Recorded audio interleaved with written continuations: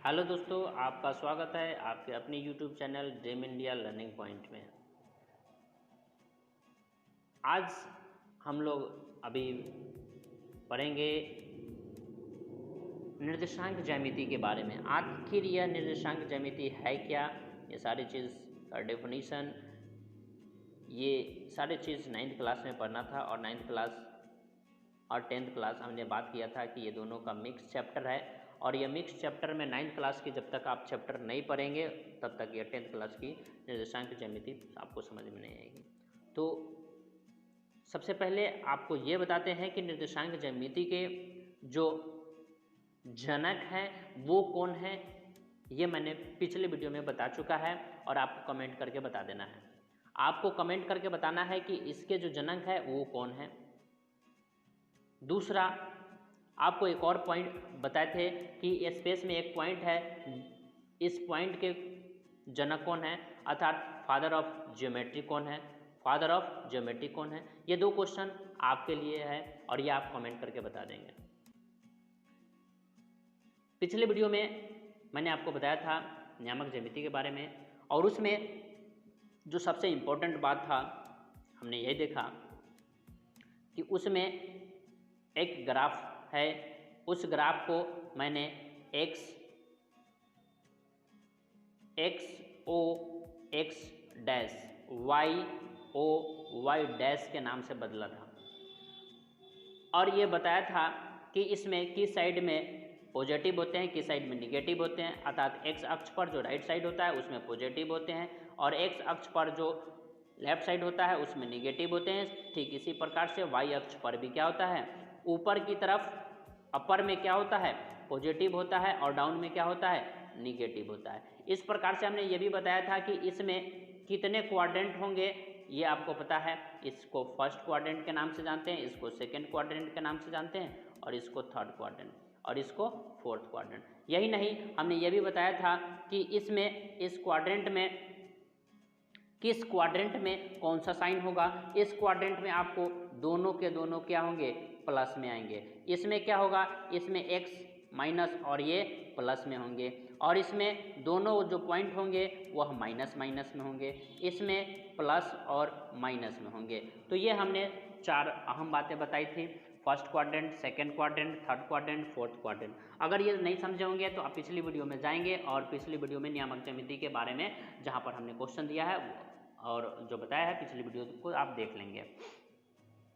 उससे पहले आपको एक बात बताना चाहते हैं कि अभी तक अगर आप हमारे चैनल को सब्सक्राइब नहीं किए होंगे तो आप चैनल सब्सक्राइब कर लेंगे और आपको लाइक करने में कुछ नहीं जाता है। अगर आपको अच्छा लगता है तो आप लाइक ज़रूर करें, लाइक कीजिएगा दोस्तों, लाइक कीजिएगा और चैनल को सब्सक्राइब कीजिएगा तो हम भी थोड़ा मोटिवेट होते हैं और आपके लिए लगातार वीडियो बनाते रहेंगे जिससे आपका फ़ायदा होगा। चलिए, ये जो अभी हमने बात बताया कि निर्देशांक ज्यामिति में आपको क्वाड्रेंट होते हैं, 4 क्वाड्रेंट होते हैं। 4 क्वाड्रेंट में आपको फर्स्ट क्वाड्रेंट में कौन कौन सा होगा, सेकेंड में क्या होगा साइन, थर्ड में क्या होगा और फोर्थ में क्या होगा। ये आपसे बताया था कि पी का जो पॉइंट लिया था वो ए बी होगा या एक्स वाई होगा और यह एक्स वाई कौन कौन से साइन में रहेंगे इसके बारे में भी बताया था। अर्थात ये आपका फर्स्ट में प्लस प्लस में होगा, सेकेंड में माइनस माइनस में होगा और थर्ड में इसमें आपका माइनस प्लस होगा और इसमें माइनस माइनस होगा और इसमें आपका प्लस माइनस होगा। तो ये फोर्थ क्वाड्रेंट है और फोर्थ क्वाड्रेंट में बारे में हमने पहले ही जिक्र कर चुका है। चलिए आगे जानते हैं, लेकिन थोड़ा सा रिवीजन जरूरी है। आज हम लोग जो इस चैप्टर में पढ़ेंगे निर्देशांक ज्यामिति में वो क्या पढ़ेंगे ये पहले देख लेते हैं। इसका जो इंपॉर्टेंट पॉइंट है पहले आपको ये बता दें। तो जो हमने पिछले वीडियो में बताया था आपको कि x O X dash x axis पर होगा और वाई ओ वाई डैश या वाई एक्सिस पर होगा और ये दोनों लंबवत रेखाएं होती है, ये दोनों एक दूसरे पर लंबवत होती है। इन रेखाओं को निर्देशांक अक्ष कहते हैं। निर्देशांक अक्ष कहते हैं x O X dash x अक्ष को, वाई ओ वाई डैश का वाई अक्ष कहते हैं। अर्थात इसको एक्स अक्ष कहते हैं और इसको वाई अक्ष कहते हैं। चलिए इससे आगे बढ़ते हैं।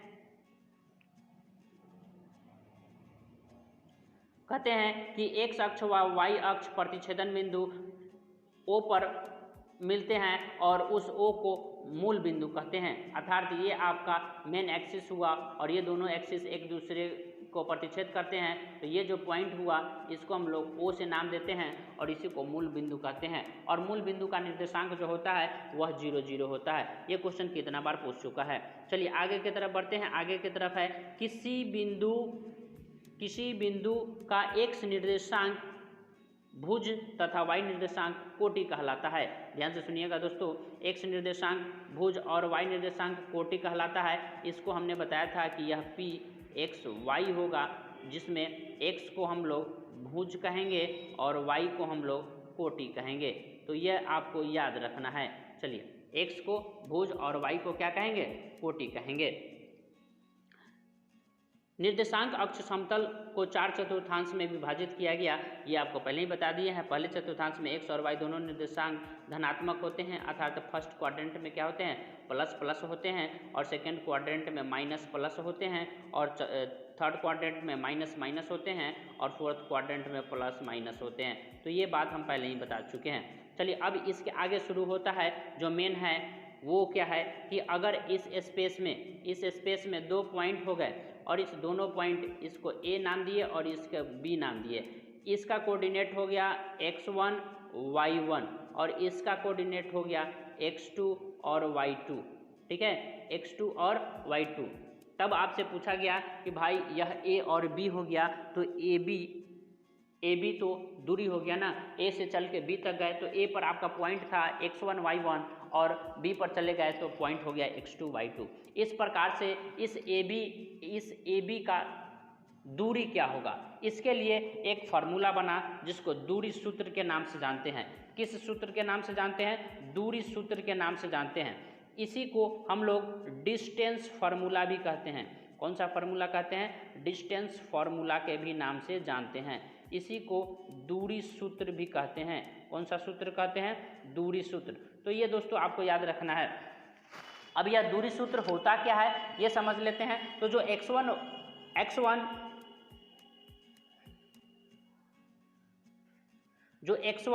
और y1 था और जो x2 y2 था, इसी A और B पॉइंट था और AB बराबर क्या होता है? तो AB बराबर AB स्क्वायर लिखते हैं और x2 minus x1 plus y2 minus y1, ये आपका सूत्र बनता है।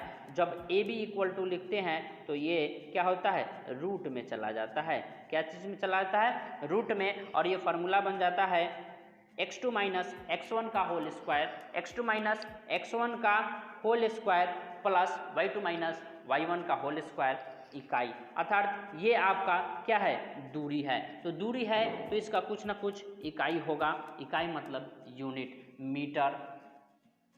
मीटर, किलोमीटर, सेंटीमीटर, ये आपके इकाई हैं। चलिए आगे बढ़ते हैं। अगर आपसे कहा जाए कि एक पॉइंट है, एक रेखा है और इस रेखा पर ABC 3 पॉइंट है, ABC 3 पॉइंट है। अगर तीनों पॉइंट,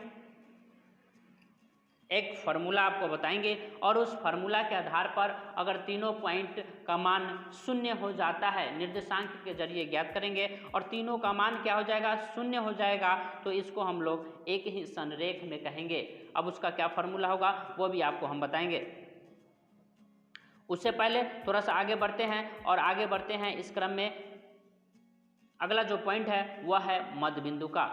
आखिर AB जो पॉइंट था, AB जो पॉइंट है यह A हुआ और यह B हुआ, तो AB ये रेखा हुआ और इसके बीच में P एक पॉइंट है जो मध्य बिंदु है। तो इस मध्य बिंदु को निकालने का फार्मूला क्या है वो देखिए। तो इसका जो फार्मूला है वह है x1 प्लस x2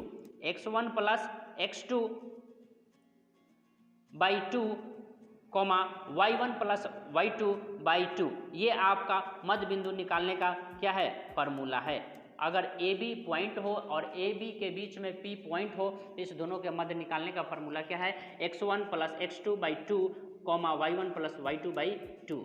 चलिए आगे बढ़ते हैं और आगे जो फार्मूला हम लोगों के पास मिलने वाला है वो है विखंडन सूत्र। कौन सा है? विखंडन सूत्र। यह विखंडन सूत्र क्या है ये देखते हैं।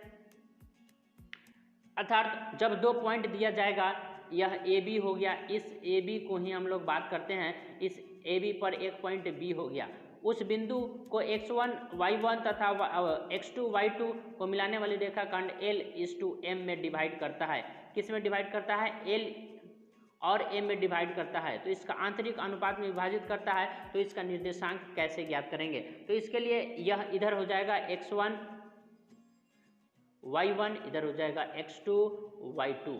तो इसके लिए एक सूत्र तैयार हुआ और वह सूत्र क्या है? Lx1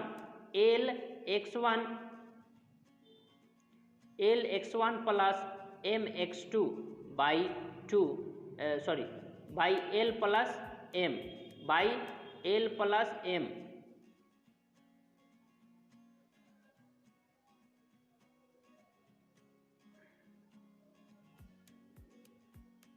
ये हुआ Lx1 plus mx2 by L plus M। ठीक इसी प्रकार से दूसरा हो जाएगा Ly1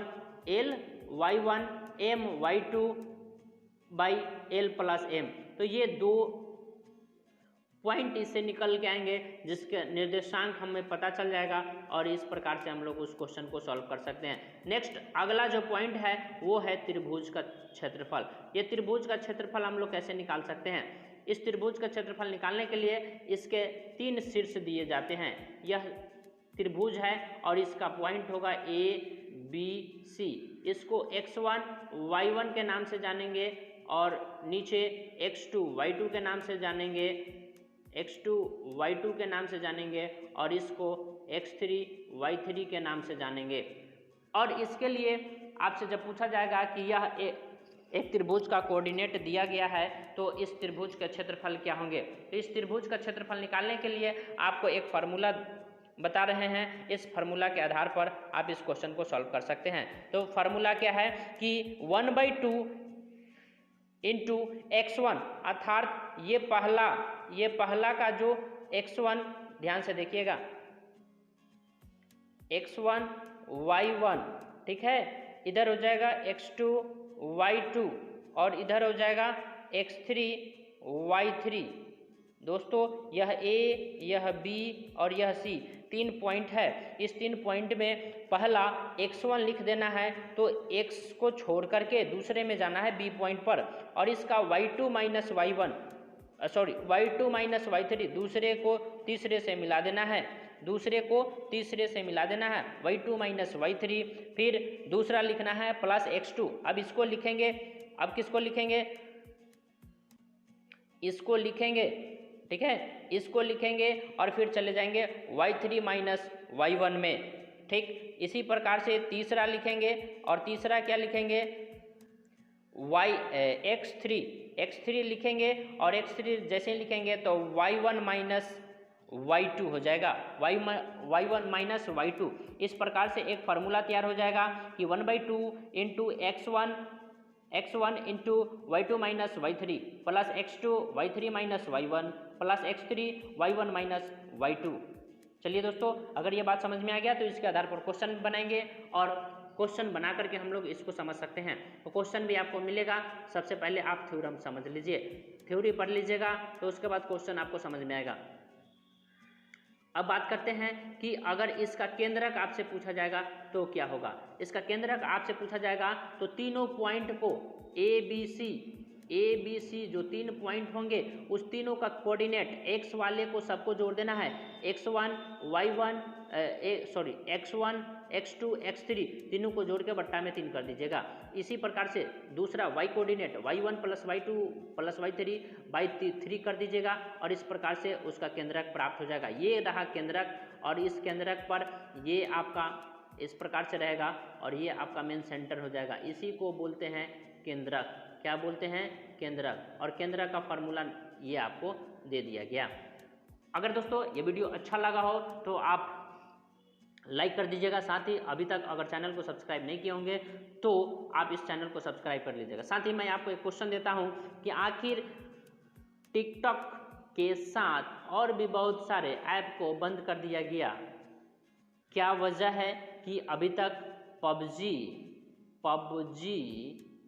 और जूम ऐप को बंद नहीं किया गया? क्या कारण है?